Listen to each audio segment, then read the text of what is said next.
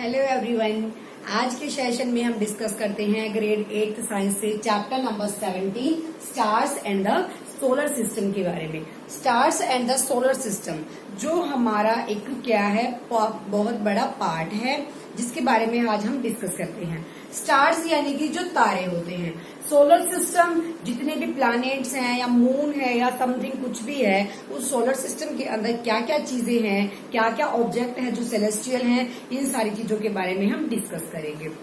अब हमारा जो ग्रेड 8 है उसके अंदर दो बच्चे हैं जो शुरू से ही बातें करते आ रहे हैं हर टॉपिक के बारे में, पहेली एंड बूझो नाम के।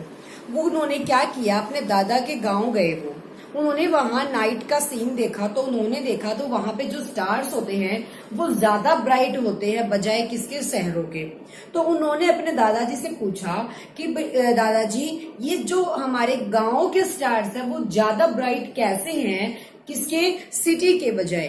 तो उसके दादा ने ये बताया कि सिटी के अंदर पोल्यूशन एंड डस्ट जैसी चीजों की वजह से जो सिटी में दिखने वाले स्टार्स होते हैं उनकी ब्राइटनेस क्या हो जाती है, कम हो जाती है। बट गांव में क्या होती है, ज्यादा से ज्यादा ग्रीनरी होती है, इस वजह से ग्रीनरी भी होती है, इतना पोल्यूशन भी नहीं होता और डस्टी भी नहीं होते एरियाज, तो इस वजह से जो गांव में दिखने वाले स्टार्स होते हैं वो ज्यादा ब्राइट होते हैं। अब उन्होंने पूछा क्या स्काई के अंदर इनके अलावा भी कुछ और ऐसे ऑब्जेक्ट होते हैं जो ब्राइटनेस होते हैं, जो सेलेस्टियल होते हैं।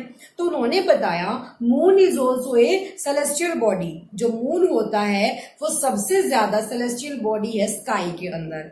उसके अलावा और कितने सारे ऑब्जेक्ट हैं जो किसके अंदर है, स्काई के अंदर है। प्लैनेट्स हो गया, मून हो गया, स्टार्स हो गए, जितने भी ये सारे ऑब्जेक्ट्स होते हैं वो सारे सेलेस्टियल ऑब्जेक्ट्स के अंदर आते हैं जो स्काई के अंदर है।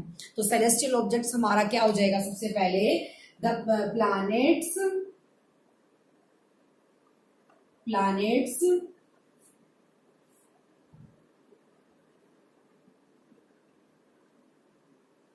Stars, moon, these objects are celestial objects. These objects are called celestial objects. तो ये हमारे सेलेस्टियल का मतलब होता है जो चमकदार होते हैं, जो हमें नीचे से कैसे दिखाई देते हैं, ब्राइट दिखाई देते हैं, वो सारे सेलेस्टियल ऑब्जेक्ट्स होते हैं। अब उसके अलावा इसने पूछा कि जो एस्ट्रोनॉमी होती है वो क्या चीज होती है। एस्ट्रोनॉमी द स्टडी ऑफ, किसके बारे में study, the study of our solar system. जो ऑब्जेक्ट्स हैं associated phenomena is called astronomy.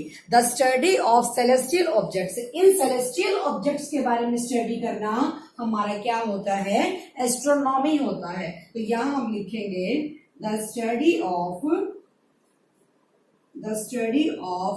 Celestial objects. The study of celestial objects and phenomena is called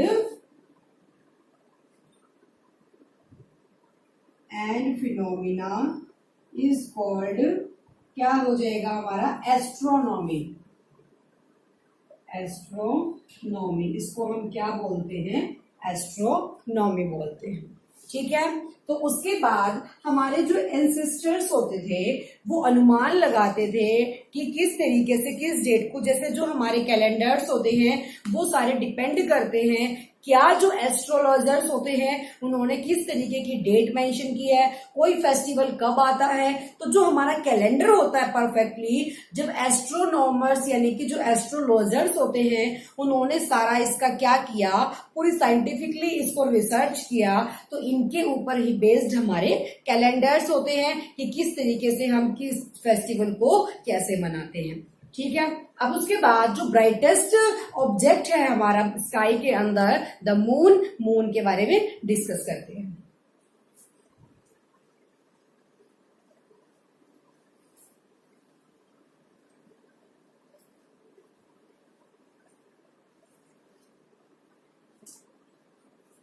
moon, moon is day brightest यानी कि celestial body, celestial body. Moon हमारा क्या होता है, जैसे जिस दिन जब कंप्लीट डिस्क विजिबल होती है, when complete disc is visible, this day is called full moon day. कैसा डे होगा? Full moon day. जो मून होता है उसकी जो शेप्स होती हैं डे बाय डे क्या होती हैं? चेंज होती जाती हैं। तो जो मून की शेप्स चेंज होती हैं वो किस तरीके से होती हैं और कौन से डे को क्या बोला जाता है? When full disk is visible, when full disk is visible, this day is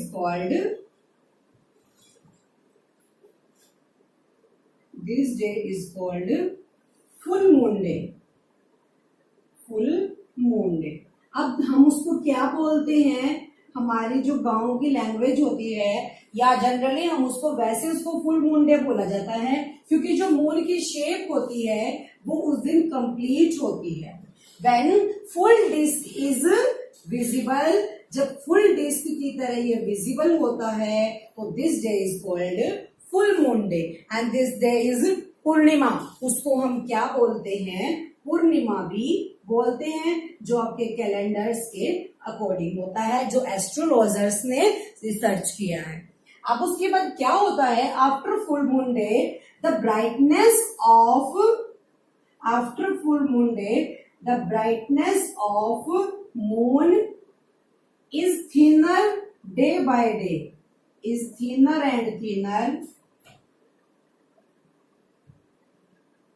is thinner and thinner day by day।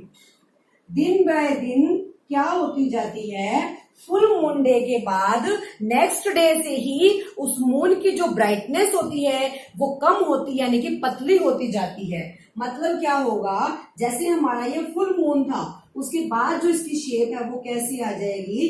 कुछ इस तरीके से, यानी कि इसकी जो स्फेरिकल शेप थी वो थोड़ी सी पतली होनी शुरू हो जाएगी। उसके बाद ये थोड़ा सा और पतला शुरू होना हो जाएगा। तो आफ्टर 15 डेज ये विजिबल नहीं होगा, जिसको क्या बोला जाता है? न्यू मून डे बोला जाएगा। तो यहां हम लिखेंगे आफ्टर 15 डेज, आफ्टर 15 डेज 15 दिन के बाद क्या होगा? The moon is not visible, the moon is not visible. 15 दिन के बाद ये मून हमें विजिबल नहीं होगा। This day is called new moon day. इस दिन को क्या बोला जाता है? New moon day. एंड अपनी लैंग्वेज में इसको अमावस्या बोलते हैं, जिस दिन हमें चांद बिल्कुल भी दिखाई नहीं देता। तो मून का मैंने क्या बताया? फर्स्ट डे क्या होता है? फुल डिस्क की तरह कंप्लीट हमें मून शो होता है। This day is called full moon day. And the next day the brightness of the moon is thinner and thinner day by day. Day by day उसका जो brightness है वो पतला होता जाता है। And after 15 day the moon is not visible, this day is called new moon day. वो हमारा न्यू मून डे होता है। And the next day the moons brightness is come, कितनी लिटिल लिटिल, थोड़ी थोड़ी उसकी जो ब्राइटनेस है वो आनी शुरू हो जाती है। एंड अगेन हमारा क्या बन जाता है? Full moon day. दोबारा से हमारा क्या हो जाता है? फुल मून डे हो जाता है। तो ये हमारे सारे क्या होते हैं? फेजेस होते हैं किसके? मून के। ये सारे के सारे क्या होते हैं? फेजेस होते हैं मून के। किस तरीके से? फर्स्ट होगा हमारा जो कंप्लीट डिस्क के तरह विजिबल होगा, वो हमारा क्या होगा? Full moon day.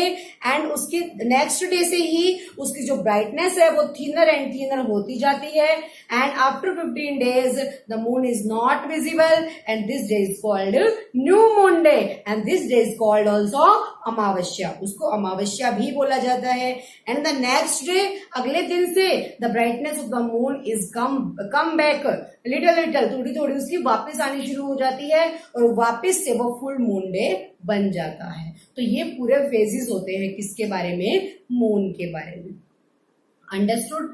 अब उसके बाद नेक्स्ट पॉइंट आता है कि जो भी हमारे फेस्टिवल्स होते हैं, जो मून के फेजेस होते हैं, उनका हमारी सोशल लाइफ के अंदर पूरा इंपॉर्टेंस है। किस तरीके से, जो भी हमारे फेस्टिवल्स होते हैं लाइक दिवाली, दिवाली जैसे फेस्टिवल्स कब मनाए जाते हैं? न्यू मून डे को, यानी कि अमावस्या को। बुद्ध पूर्णिमा एंड गुरु नानक जयंती जैसे मनाए जाते हैं फुल मून डे को। अब जब क्या होता है, फुल न्यू मून डे के बाद नेक्स्ट डे जो आता है उसको क्रेसेंट डे भी बोला जाता है। न्यू मून डे का जो नेक्स्ट डे होता है उसको हम क्रेसेंट डे भी बोल सकते हैं। तो ये सारे फेजेस थे मून के बारे में। अब उसके बाद नेक्स्ट पॉइंट आता है, क्या मून का अपनी भी कोई लाइट होती है? क्या जो स्टार्स होते हैं उनकी अपनी कोई लाइट होती है? अब उसके बारे में डिस्कस करते हैं।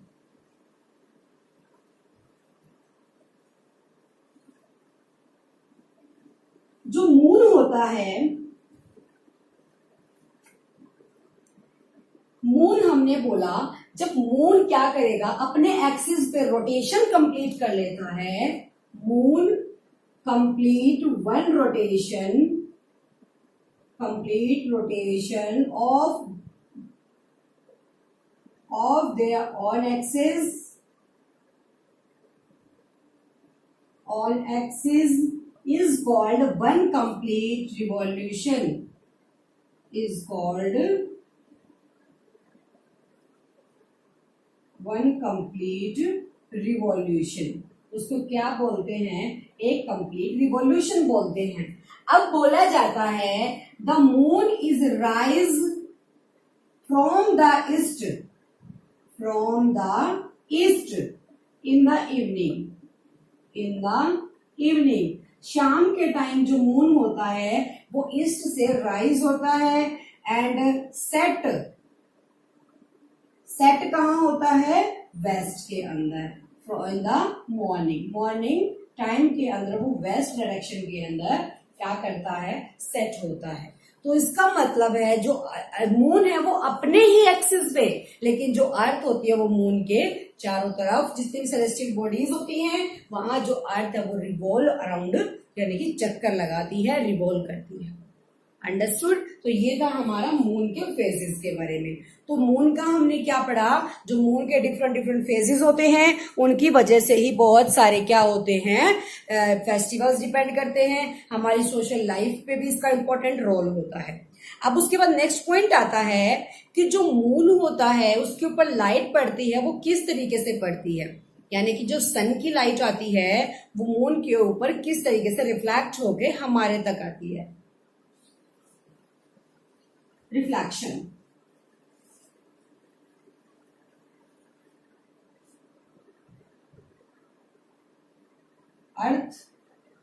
अर्थ का day part and night part, मान लिया ये नाइट, ये हमारा मून है, यहाँ हमारा सन है मान लिया।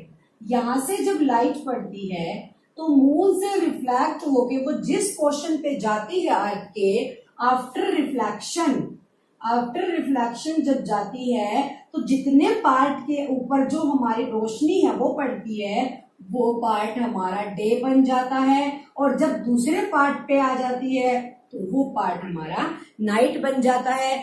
और जो वन डे के अंदर एक चक्कर पूरा लगाता है, इसीलिए 12 आवर्स तो डे होता है और बाकी हमारी नाइट होती है। तो ये हमारा क्या बन जाएगा, कंप्लीट जो रिफ्लेक्शन होगा सन की लाइट से, फ्रॉम द सनलाइट रिफ्लेक्शन जो हमारे तक पहुंचता है, जिसकी वजह से हमें सेलेस्टियल बॉडीज दिखाई देती है। तो ये हमारा मून का फेजेस होगा, मून का सारा सर्कल होता है। अंडरस्टूड। अब उसके बाद बात करते हैं मून के सरफेस के बारे में।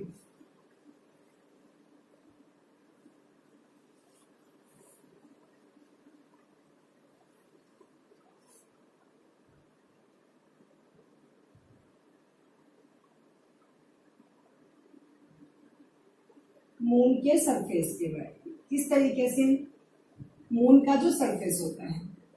अब एक अमेरिका के जो साइंटिस्ट थे नील आर्मस्ट्रॉन्ग, वो उन्होंने मून पे लैंड किया। उन्होंने मून, जैसे हमें नीचे से मून कैसा दिखाई देता कि सेलेस्टियल बॉडी है, सेलेस्टियल तो हमें लगता है कि वहां बहुत सारी ग्रीनरी और बहुत सारी ऐसी चीजें हैं जो चमक रही है। बट जब एक साइंटिस्ट ने वहां पे क्या किया, लैंड किया, तो उन्होंने देखा कि वहां सिर्फ लार्ज एंड लार्ज माउंटेन्स हैं, वहां नो वाटर है एंड नो एयर है, वहां की जो जमीन है वो सारी की सारी बंजर है। ठीक है, तो इसका मतलब मून के ऊपर हमारा क्या है, no water, no air, only large mountains. तो वहां हमारा क्या है, लार्ज माउंटेन्स है, जिसकी वजह से वहां पे लाइफ पॉसिबल नहीं है। इसके ऊपर, मून के ऊपर। ऐसा हमारा मून का सरफेस है, उसकी सारी की सारी जो जमीन है, जो लैंड है, वो बंजर पड़ी है, वहां कोई भी कुछ भी चीज पॉसिबल नहीं है, ना तो ह्यूमंस के लिए ना एनिमल्स के लिए, वहां लाइफ पॉसिबल नहीं है। तो ये मून्स का क्या होगा, सरफेस होगा। अंडरस्टूड। अब उसके बाद बात करते हैं स्टार्स के बारे में। स्टार्स क्या होते हैं?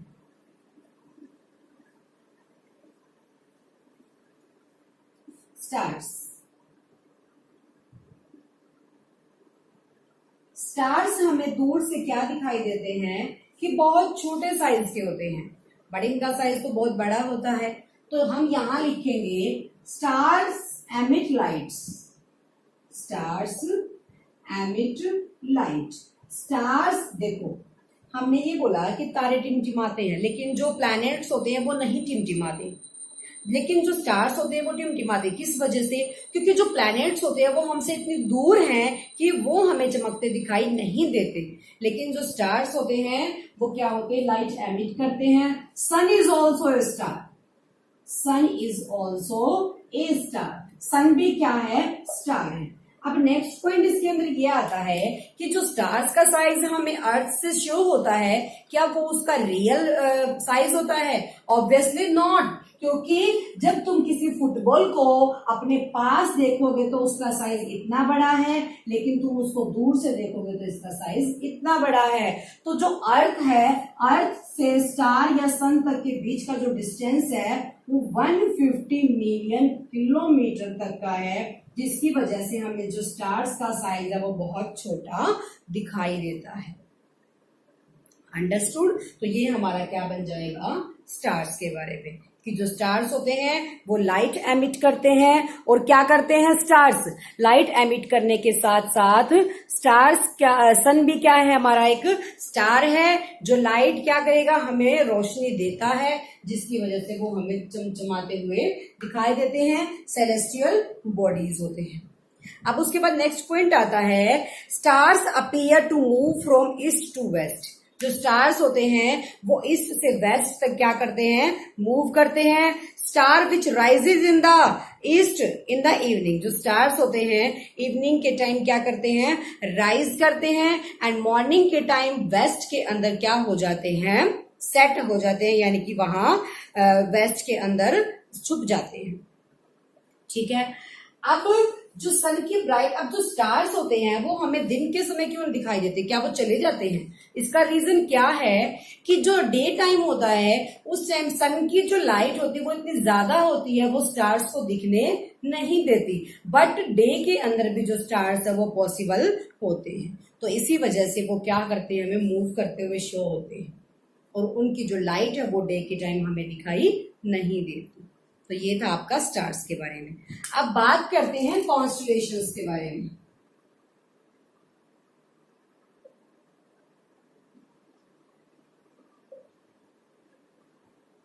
Constellation, a group of stars which have recognizable shapes. Stars के ऐसे ग्रुप जिनकी जो शेप होती है वो रिकॉग्नाइजेबल होती है। एक group of stars is called, यहाँ पर क्वेश्चन भी बन सकता है, group of stars is called constellation. अब जो कुछ कॉन्स्टलेशन ऐसे होते हैं जिनको हम स्काई के अंदर देख सकते हैं, वो कौन से होते हैं? फर्स्ट हमारा यहाँ आ जाएगा एक अर्सा मेजर।